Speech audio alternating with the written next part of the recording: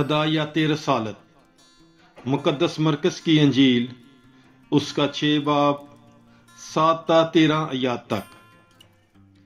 और उसने 12 को पास बुलाया और उन्हें दो दो करके भेजना शुरू किया और उन्हें नापाक रूहों पर अख्तियार बख्शा और उन्हें हुक्म दिया कि रास्ते के लिए सिवा लाठी के कुछ न लो, ना रोटी, ना थैली, ना अपने कमरबंद में पैसा, मगर चपलियां पहनो और 2 कुर्ते ना पहनो।